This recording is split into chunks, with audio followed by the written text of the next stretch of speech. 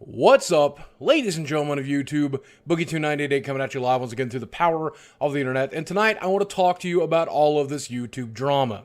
Now, this is a video I've been wanting to make for several weeks. It's been knocking around in my head up here. But the reason I decided to film it today is because fellow YouTuber by the name of PewDiePie made a video about YouTube drama. In his video, basically, Felix says that YouTube has a problem, that there's these drama channels that exist solely to talk about drama, and every time they do, there's a lot of YouTubers, including YouTubers like me, who make videos about that drama. YouTube becomes kind of an echo chamber, and it's very, very damaging. Basically, what he's saying is that these YouTubers bandwagon behind these drama channels for the clicks, the views, and the ad revenue. Now, look, I took this personal because I'm a YouTuber who talks about current events and talks about things in the YouTube community and what's going on YouTube. And certainly I've done that quite a bit over the last few months. But I've also done that for the entire decade that I've been here on YouTube. This is just one of those things I talk about. I don't think of it as special or damaging or weird. It's just interesting to me, and it's interesting to you.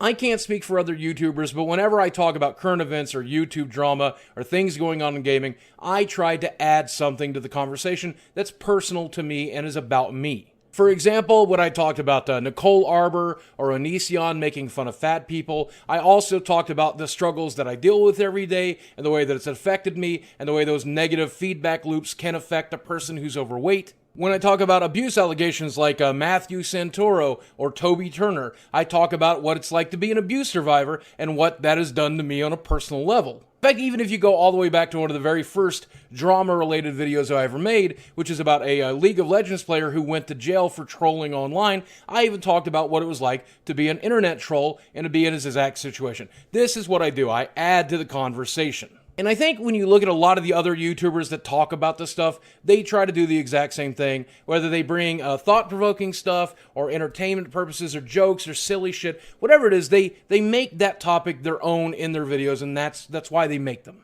And yes, there are some channels that make drama videos for drama's sake, eating popcorn while everything explodes in front of them, but that's up to them and their viewers. I don't appear on it, I don't participate in it, I don't watch it. They can do whatever the hell they want to do. It doesn't affect me, and I'm pretty sure my audience is not shared with them. But Felix is definitely right about one thing.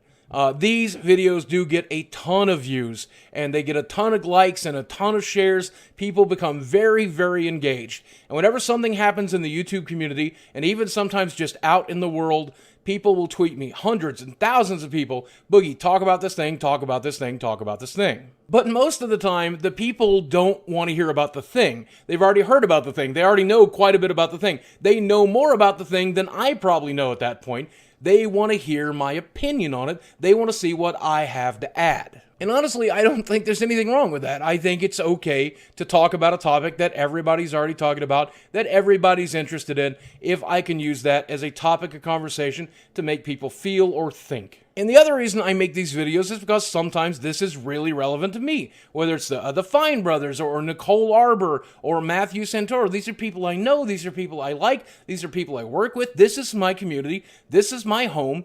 I'm a vlogger, I'm a pundit, and you're damn right I have the right to talk about it, so I'm going to. I think it's pretty cynical to think that I sit here every day and think, ooh, what's the topic that I can make the most views off of? What's the one that will get me the most clicks and the most like? Instead of just thinking about whatever's in here and putting it out into the video for you guys. I talk about what I'm interested in. I talk about what I feel I need to talk about. I talk about what I want to talk about. If the clicks come with it, that's great. And I think that's true of other YouTubers. They talk about the topics they're interested in, the topics that they think their viewers are interested in, and sometimes that just happens to be current events or YouTube drama. But I will say Felix is right about one thing, that there's a certain amount of damage that can and often does come with this. Whenever one of these drama channels misrepresents something or gets something wrong, and you see the meme team here on YouTube assemble to attack that person or attack that particular topic, you can see a lot of damage done to somebody who doesn't deserve it. I mean, look, if you're a piece of crap, if you're a rapist, if you're a pedophile, and it's provable, you kind of deserve whatever backlash that results to a certain point. However, if it turns out that they're false allegations or somebody got it wrong in the reporting, you generally are going to get a lot of shit you don't deserve. And to make matters worse, when a YouTuber reports on another YouTuber, who reports on another YouTuber, reports on something they read on Tumblr or Reddit, you end up with a situation where you're playing a game of telephone. And each time it's repeated a little differently, things are changed a little bit, the truth gets stretched further and further until the audience really doesn't know what the actual truth is. And that, by the way, is why when I approach one of these topics, I try to shoot right down the middle, presenting both sides of a thing to make sure that my viewer is informed as humanly possible. Maybe if they've even heard something that wasn't true previously and they hear it correctly here, they can consider both sides of the thing and make sure they're fully informed. And I wish other YouTubers did that as well. But clearly they don't, and sometimes they come in with a baseball bat or a sledgehammer and they just beat the thing apart, terribly one-sided, and that often is what provokes me to make a video about it to begin with, to make sure that everybody knows what's really going on. Now look, it may sound like I'm being evasive here or like I'm not part of the problem. I'm part of the problem, absolutely. I try to skip over as many drama topics as I can, but I will definitely talk about them when it's very interesting to me and very interesting to you, and if I feel like I have something to say.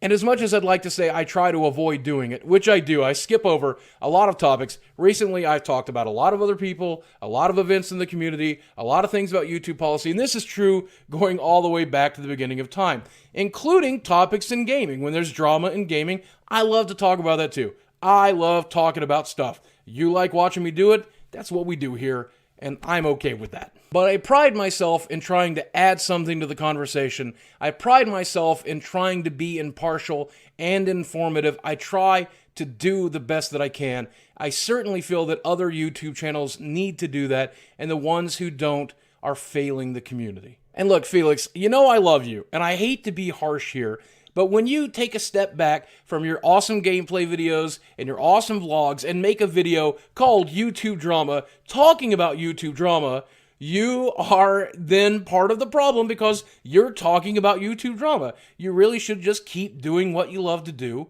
keep doing what your audience loves, and let me do the same. And over the past few weeks, and in the upcoming few weeks, we have seen and will see YouTubers like PewDiePie making videos talking about how YouTube is changing and YouTube is dying and how the community is changing and how it sucks really bad. But when you step away from your normal content to do that, you become part of the problem. Because as much as we like to pretend, for the most part, none of us are truly above this kind of stuff. We all like gossip. We all like talking about other people. And it's really, really hard not to because that's part of human nature. But what we can do is, as a viewer, choose not to watch this kind of stuff. Try to avoid these topics. Try not to give those types of topics the views and the clicks.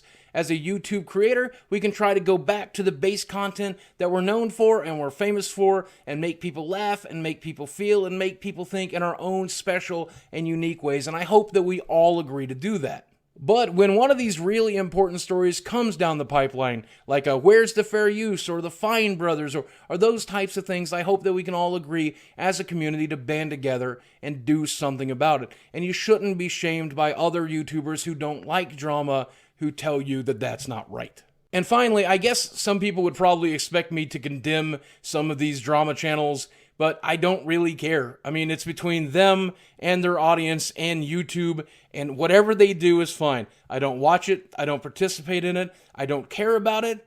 I just generally let them do whatever the hell they want. I know that I live in a glass house, so I'm certainly not going to throw stones. But you know, that's just one man's opinion. I could be wrong, and I'd love it if you let me know in the comments section below. I work hard at making these videos, and it's difficult coming up with a topic every day of the week. Sometimes I do make mistakes, and I'm more than glad to admit those mistakes right here and now and many, many times in the future. So let me know in the comments section below how I'm doing, what you think I'm doing, if I need to do better, and if so, how.